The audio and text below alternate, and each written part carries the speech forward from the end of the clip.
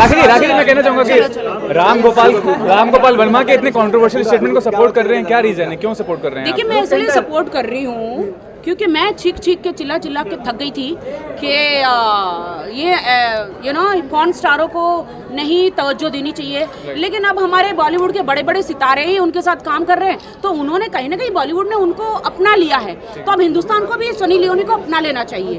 Because यहाँ पे सिर्फ एक औरत कब तक चूल्हा चौकी और कब तक रोटियाँ करेगी और कब तक बच्चे पैदा करेगी और बड़े करेगी।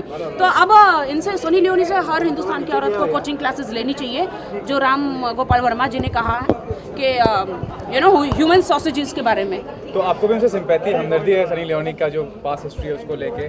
नहीं, सिंपैथी क्यों है, उन्होंने अपनी मजबूरी में जो काम किया वो किया। लंदन अमेरिका में तो यही चलता है, और सनी लियोनी को तो मैं सपोर्ट करना चाहूँगी। पहले मैं उनकी फ़ैन नहीं थी, बट अब हो गई हूँ, क्योंकि वो लड़की भी अपना मेहनत करके आई है।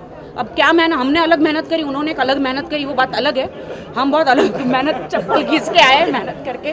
बट ये एक ही बात कहना चाहूँगी कि राम गोपाल वर्मा जी जो कह रहे हैं वो घर ना टूटे, इसलिए उन्होंने ये बात करी है। क्यों पता है, मैं आपको बताती हूँ। उन्होंने इसलिए कहा कि एक औरत शादी करके अपने माँ बाप को छोड़कर एक आदमी के घर जाती है, चूल्हा चौका करती है, खाना पकाती है, दिन रात मेहनत करती है, सास ससुर की सेवा करती है, और बच्चे पैदा करती है, बच्चों को बड़ा करती है, अब पति को संभालती है, पूरा घर संभालती है। अब इसी हालत में उस पति को बाहर एक हॉट सेक्सी मेरे जैसी लड़की गर्लफ्रेंड मिल जाती है, तो वो जो 20-30 साल की सेवा है उसकी वाइफ की, वो भूल जाता है।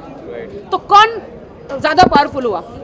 बीवी नहीं हुई, तो वो ग्लैमरस लड़की हुई।